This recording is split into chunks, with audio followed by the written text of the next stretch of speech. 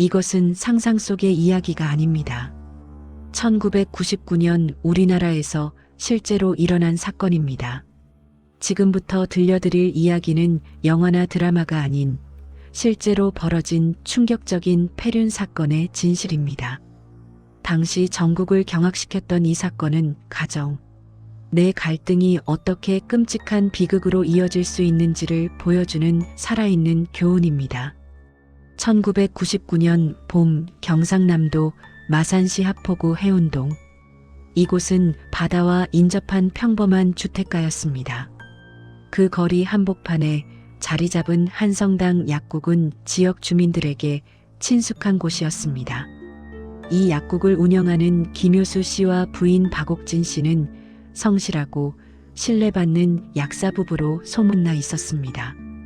남편은 약사로서 지역사회에서 인정받는 전문직 종사자였습니다. 매일 아침 일찍 약국 문을 열고 찾아오는 환자들에게 정성껏 약을 조제해주는 성실한 사람이었습니다. 부인 역시 남편을 도와 약국 일을 거들며 알뜰하게 살림을 꾸려왔습니다. 두 사람은 약국 건물 4층에 거주하며 5층 건물 전체를 소유한 어느 정도 재산을 모은 중산층 가정이었습니다. 이 부부에게는 외아들이 하나 있었습니다. 바로 김상우 씨, 당시 27세의 청년이었습니다. 상우는 부모의 자랑이었습니다. 전주에 있는 명문대학교 농어학과를 우수한 성적으로 졸업했고 그것도 수석 졸업이었습니다. 대학 시절 성적이 우수했던 그는 학사장교로 군 복무를 마쳤습니다. 제대 후 상우는 창원에 있는 운수회사에 취직했습니다. 택배회사 직원으로 일하며 성실하게 직장 생활을 하고 있었습니다. 주변 사람들은 상우를 내성적이고 온순한 성격의 청년으로 기억했습니다. 부모님이 운영하는 약국 건물 5층에서 생활하며 매일 출퇴근하는 평범한 젊은이였습니다. 겉으로 보기에 이 가정은 어디서나 볼 수 있는 모범적인 가족이었습니다. 성실한 부부, 명문대를 졸업한 아들, 그리고 그들이 소유한 5층짜리 건물, 이웃들의 부러움을 살 만한 조건을 모두 갖춘 가정이었습니다. 하지만 이 평범해 보이는 가정의 내부에는 누구도 알지 못하는 깊은 균열이 있었습니다. 아버지는 권위적이었습니다. 상우는 어렸을 때부터 아버지의 그늘 아래서 자신의 의견을 마음껏 펼치지 못하고 살아왔습니다. 부모는 자신들이 평생 일군 약국을 아들에게 물려주고 싶어 했습니다. 그래서 며느리로 약사를 원했습니다. 약사 며느리를 들여 아들과 함께 약국을 운영하게 하는 것이 부모의 꿈이었습니다. 많은 부모들이 그러하듯 자식의 배우자에 대한 그들만의 기준이 확고했습니다. 그러나 상우에게는 이미 7년 동안 사귀어온 여자친구가 있었습니다. 대학 시절부터 만나온 그녀는 약사가 아니었습니다. 이것이 비극의 씨앗이 되리라는 것을 그 봄날 아무도 예상하지 못했습니다. 그녀는 상우보다 3살 어린 평범한 여성이었습니다.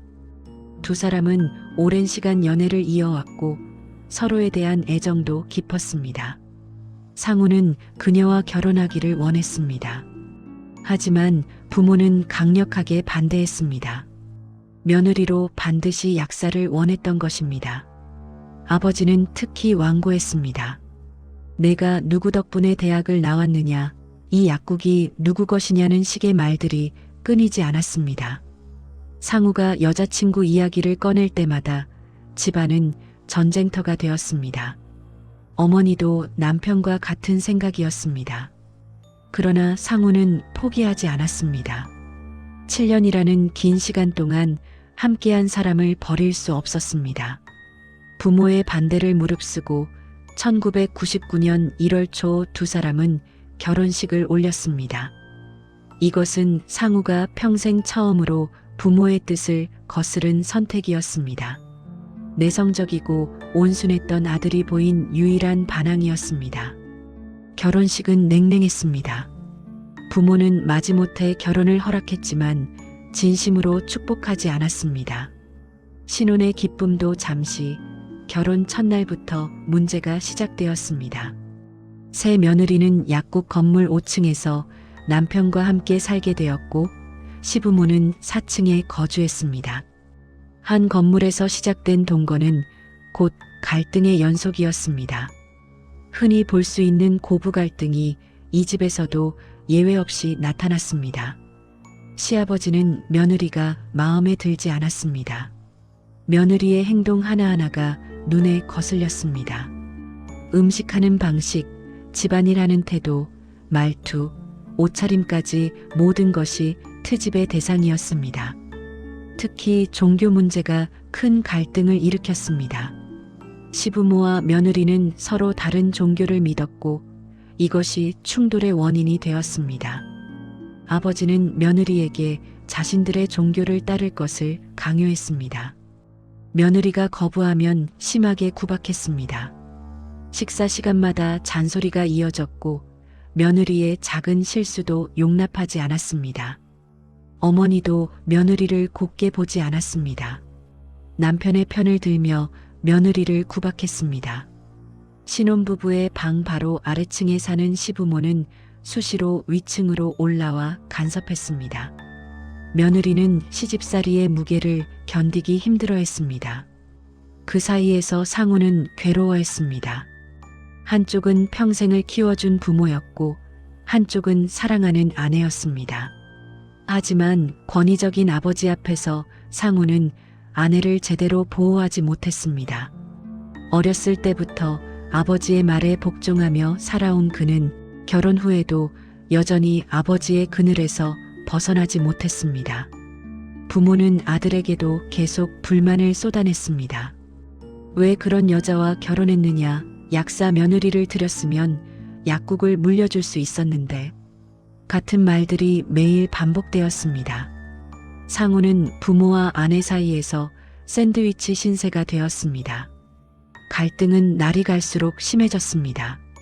결혼 1개월, 2개월이 지나면서 며느리의 얼굴에서 웃음이 사라졌습니다.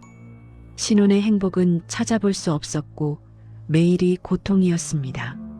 3개월이 지난 4월 초 며느리는 더 이상 견딜 수 없다는 결론에 도달했습니다. 그녀는 남편에게 이혼을 요구했습니다. 그리고 4월 1일 짐을 싸서 전라북도 익산에 있는 친정으로 내려가 버렸습니다.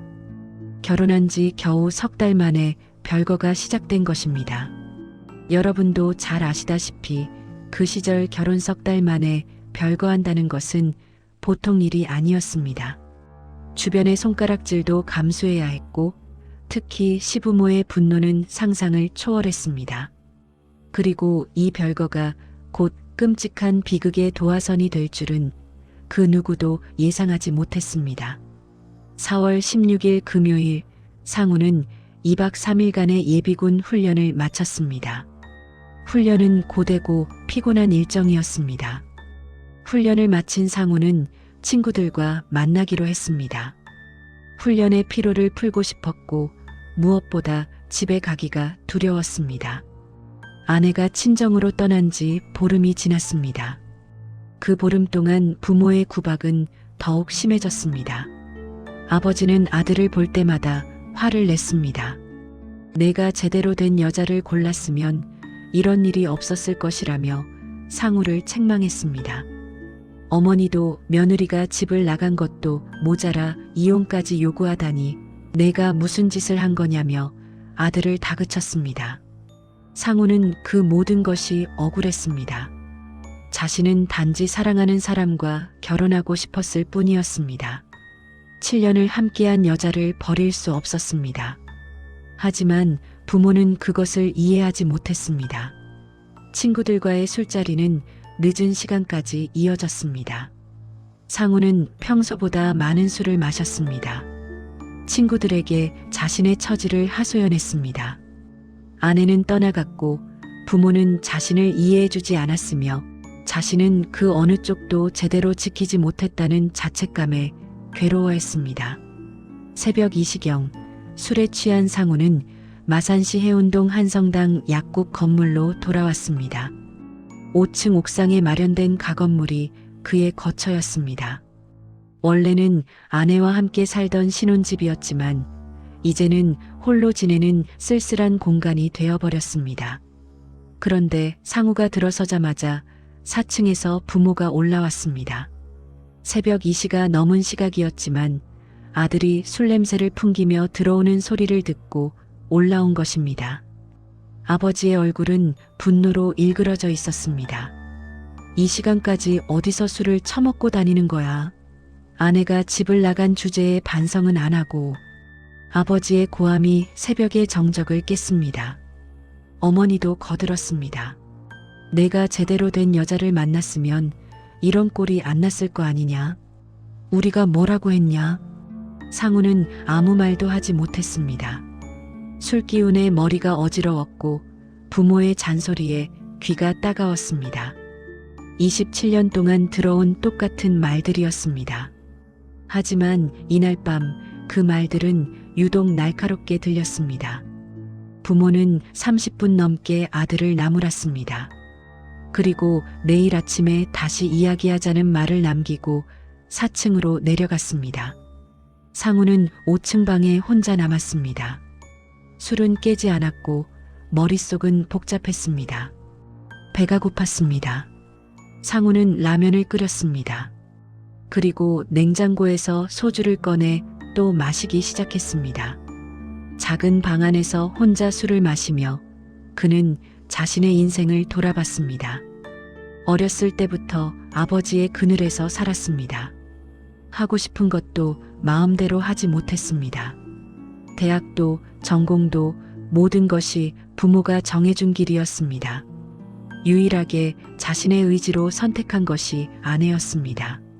7년을 함께한 그녀와의 결혼이었습니다. 하지만 그마저도 부모의 반대로 행복하지 못했고 결국 아내는 떠나갔습니다. 27년 인생에서 자신이 진정으로 원한 것을 이룬 적이 단 한 번도 없었습니다. 시계는 새벽 3시, 사실을 가리키고 있었습니다. 상우는 계속 술을 마셨습니다. 그러다 문득 냉장고 위에 놓인 물건이 눈에 들어왔습니다. 몽둥이였습니다. 집에 흔히 있는 나무 막대기였지만 술에 취한 상우의 눈에는 그것이 다르게 보였습니다. 그는 냉장고 위에 몽둥이를 응시했습니다. 1시간, 2시간, 3시간. 새벽 4시에서 5시 사이 상우의 머릿속에서는 무언가가 끊어지고 있었습니다. 27년간 억눌러왔던 분노, 좌절, 억울함이 한꺼번에 폭발하기 직전이었습니다. 그리고 천천히 그것을 손에 쥐었습니다. 새벽 5시가 가까워졌습니다. 상우는 냉장고 위에 몽둥이를 손에 쥐고 있었습니다. 술은 완전히 깨지 않았지만 그의 눈빛은 어느 때보다 또렷했습니다. 27년간 억눌러왔던 모든 감정이 한순간에 폭발하고 있었습니다. 상우는 천천히 일어났습니다. 그리고 몽둥이와 함께 미리 준비해둔 다른 흉기들을 챙겼습니다. 놀랍게도 이것은 충동적인 범행이 아니었습니다. 경찰 조사 결과 그는 범행 전 10여일 동안 낚시점 등에서 흉기와 휴대용 가스를 구입해 자신의 방에 보관해 두었던 것으로 밝혀졌습니다. 아내가 친정으로 떠나고 부모의 구박이 심해지면서 그는 이미 끔찍한 계획을 세우고 있었던 것입니다. 새벽 5시경 상우는 흉기들을 들고 5층에서 4층으로 내려갔습니다. 계단을 조용히 내려가는 그의 발걸음에서 망설임은 찾아볼 수 없었습니다. 4층 현관문은 잠겨 있었습니다. 하지만 상우는 아버지가 항상 소지하고 있던 열쇠의 위치를 알고 있었습니다. 문을 열고 안으로 들어갔습니다. 거실을 지나 안방으로 향했습니다. 부모가 잠들어 있는 방이었습니다. 방문을 살며시 열었습니다. 어둠 속에서 두 사람의 숨소리가 들렸습니다. 깊은 잠에 빠져 있었습니다. 상우는 잠시 그 자리에 서서 부모를 바라봤습니다. 자신을 낳아 키워준 사람들이었습니다. 하지만 그의 머릿속에는 27년간 쌓인 기억들이 스쳐 지나갔습니다. 권위적인 아버지의 구박, 자신의 의견을 무시당했던 순간들, 사랑하는 사람과의 결혼마저 반대했던 모습들.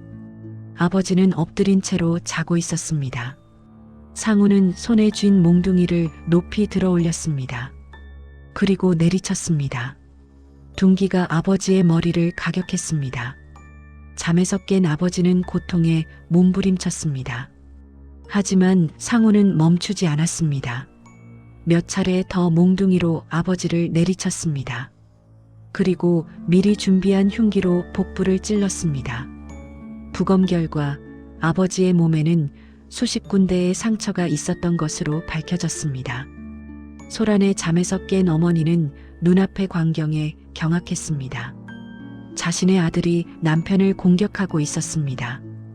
그녀는 비명을 지르며 안방에서 안방 욕실로 도망쳤습니다. 하지만 좁은 집안에서 도망칠 곳은 없었습니다. 상우는 어머니를 뒤쫓았습니다. 욕실 문을 열었습니다. 어머니는 구석에 몸을 웅크리고 있었습니다. 제발, 제발, 그리고 애원했습니다. 상우야, 내가 잘못했다. 제발 살려만 다오. 자신을 낳아 키운 아들에게 목숨을 구걸하는 어머니의 목소리였습니다. 27년 전 이 세상에 태어나게 해준 사람이었습니다. 밤마다 자장가를 불러주던 사람이었습니다. 아플 때 간호해주던 사람이었습니다. 하지만 상우는 외면했습니다. 경찰 조사에서 그는 어머니의 애원을 들었지만 멈출 수 없었다고 진술했습니다.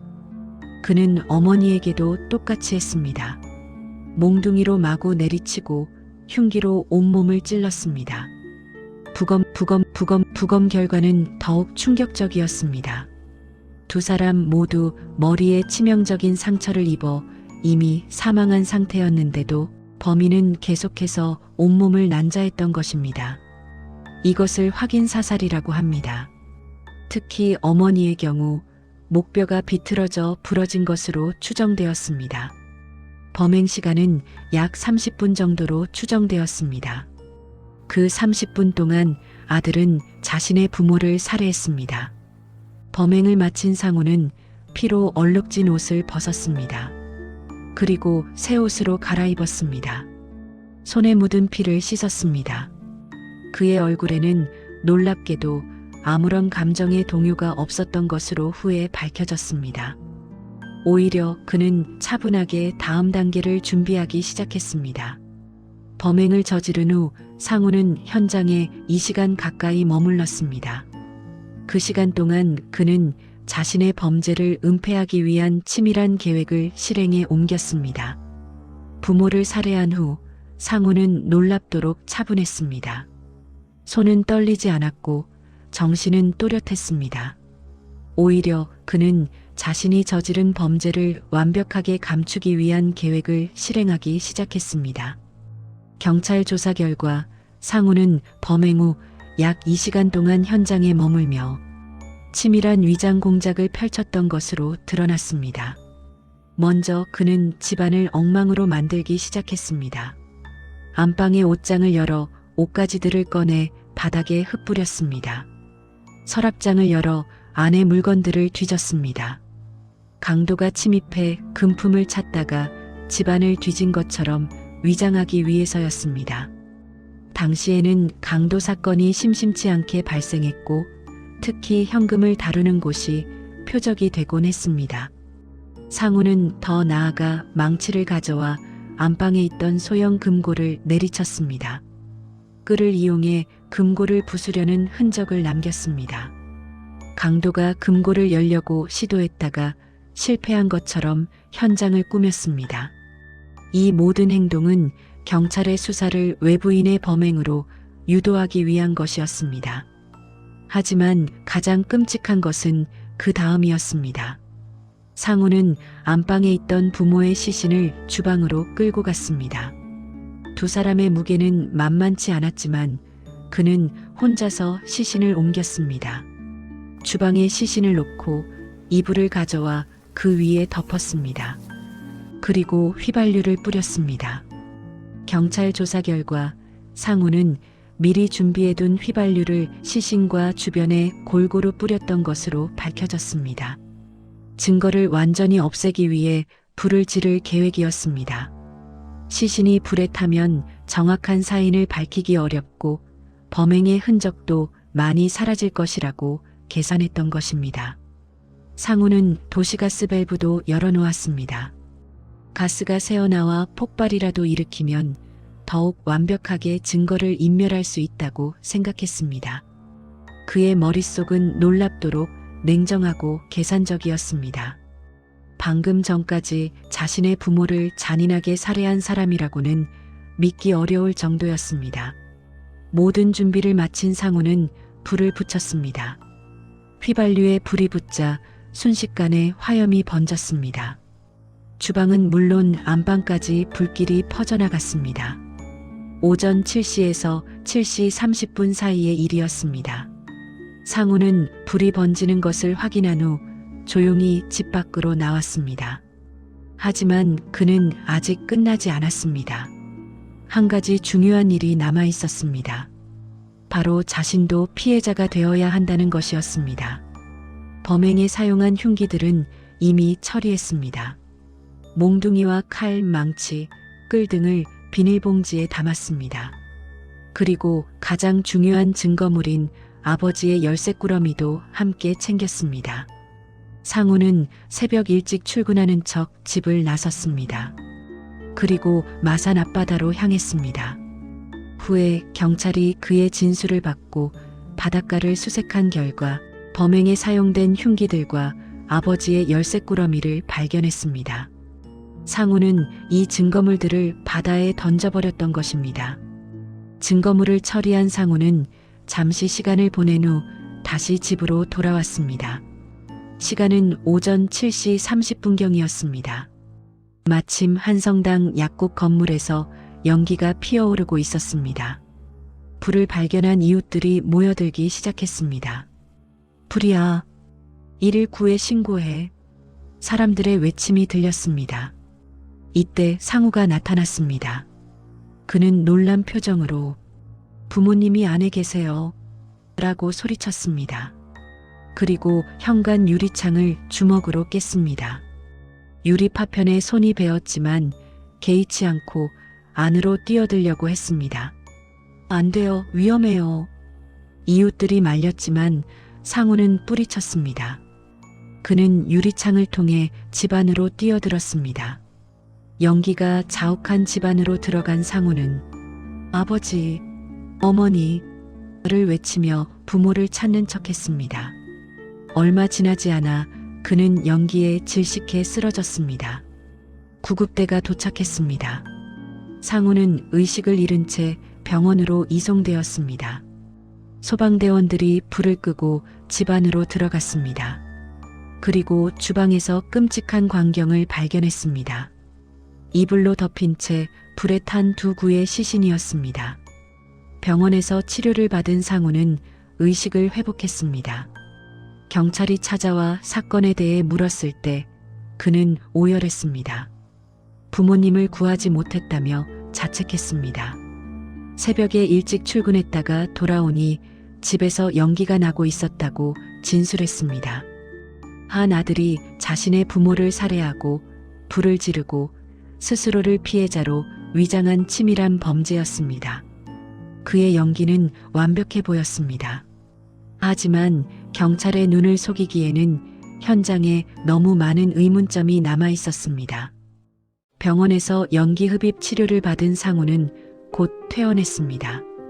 손에는 유리창을 깨면서 생긴 상처의 붕대가 감겨 있었습니다. 그는 부모를 구하려다 다친 효자로 보였습니다.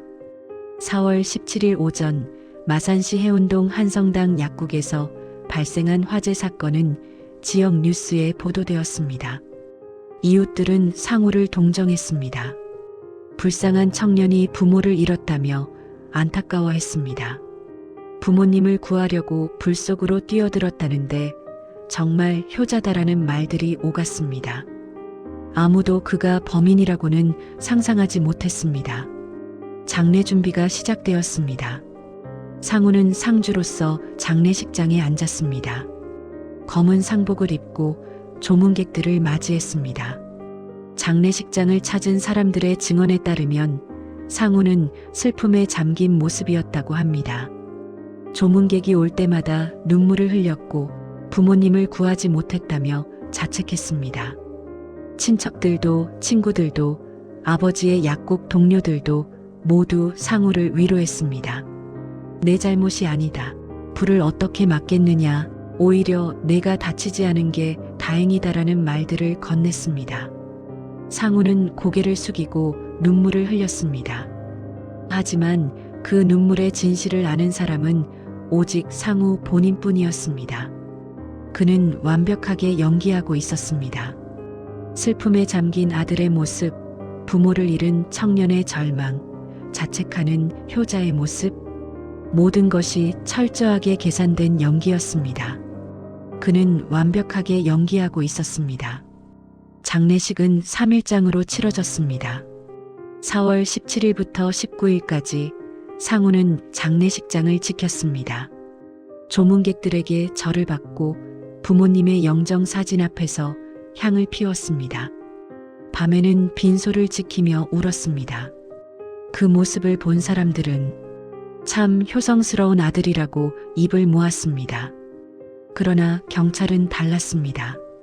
마산 중부경찰서는 이 사건을 단순한 화재 사고로 보지 않았습니다. 현장에서 발견된 여러 정황이 석연치 않았기 때문입니다. 먼저 시신의 상태가 이상했습니다. 불에 타기 전에 이미 심각한 외상을 입은 것으로 보였습니다. 경찰은 즉시 부검을 의뢰했습니다. 4월 19일 국립과학수사연구소에서 부검이 진행되었습니다. 결과는 충격적이었습니다. 두 사람은 화재로 사망한 것이 아니었습니다.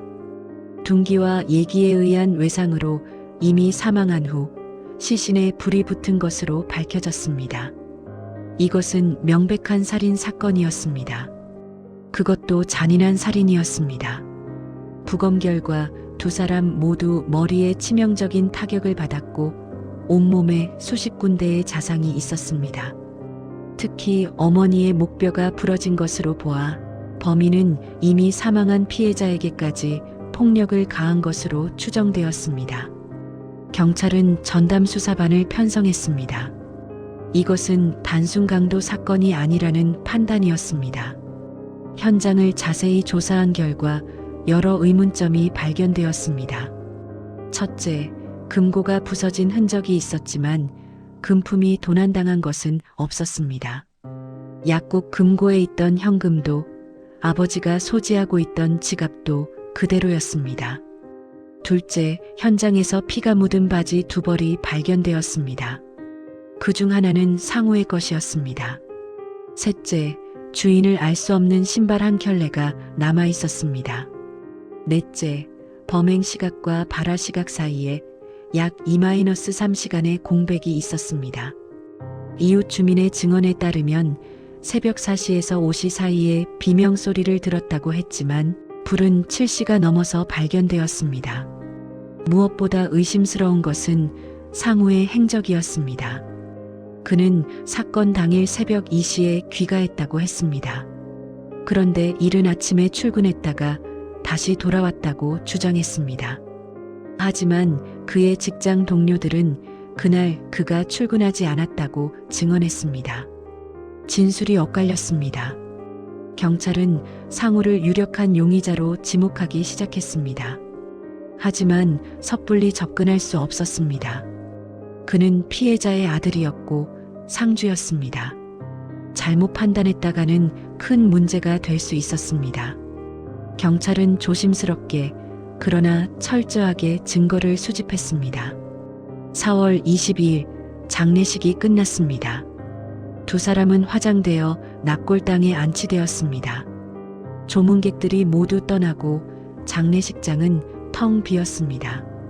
상우는 마지막까지 연기를 계속했습니다. 부모님 편히 쉬세요라며 눈물을 흘렸습니다. 하지만 그날 밤부터 상황이 달라지기 시작했습니다. 경찰이 상우에게 접근했습니다. 피해자 보호를 위해 함께 지내자는 명목이었습니다. 실제로는 24시간 감시하기 위해서였습니다. 상우도 이때부터 자신이 의심받고 있다는 것을 눈치챘습니다. 한 청년이 부모를 살해하고 완벽하게 연기했지만 과학수사와 치밀한 경찰 조사 앞에서 그의 거짓말은 무너지기 시작했습니다. 4월 22일 밤 장례식을 마친 상우는 경찰과 함께 있었습니다. 피해자 보호라는 명목이었지만 실제로는 감시였습니다. 경남 마산중부경찰서 수사관들은 상우의 일거수일투족을 지켜봤습니다. 그의 표정, 말투, 행동 하나하나를 관찰했습니다. 경찰은 국립과학수사연구소에 현장에서 수거한 증거물들의 감정을 의뢰했습니다. 피가 묻은 바지, 상우가 입고 있던 옷, 현장에서 발견된 혈흔 등이었습니다. DNA 검사와 혈액형 검사가 진행되었습니다. 결과가 나오기까지는 시간이 걸렸지만 경찰은 이미 확신하고 있었습니다. 상우도 이제 자신이 용의선상에 올라 있다는 것을 알았습니다. 경찰의 질문은 점점 더 구체적이고 날카로워졌습니다. 그날 새벽 정확히 몇 시에 잠들었나요? 아침에 출근한다고 했는데 회사에서는 출근하지 않았다고 하던데요. 현장에서 발견된 피 묻은 바지는 어떻게 된 건가요? 상우는 대답했습니다. 하지만 진술이 계속 엇갈렸습니다. 시간에 대한 설명이 앞뒤가 맞지 않았습니다. 출근 경로에 대한 설명도 모호했습니다. 경찰은 더욱 강하게 압박했습니다. 김상우 씨, 솔직하게 말씀하세요. 그날 새벽에 무슨 일이 있었습니까? 4월 23일 새벽이었습니다. 사건 발생 7일째 되는 날이었습니다. 밤새 경찰의 추궁이 이어졌습니다. 상우는 계속 부인했습니다. 저는 아무것도 모릅니다. 부모님을 사랑했습니다. 제가 왜 부모님을 죽입니까? 하지만 경찰은 하나하나 증거를 제시했습니다. 현장에서 발견된 피 묻은 바지는 당신 것입니다. DNA 검사 결과가 나왔습니다. 당신이 사건 당일 행적을 설명할 수 없습니다. 부검 결과 두 분은 화재가 아닌 둔기와 흉기에 의해 사망했습니다. 압박은 계속되었습니다. 그리고 마침내 새벽 4시경 상우의 입에서 첫 번째 자백이 나왔습니다.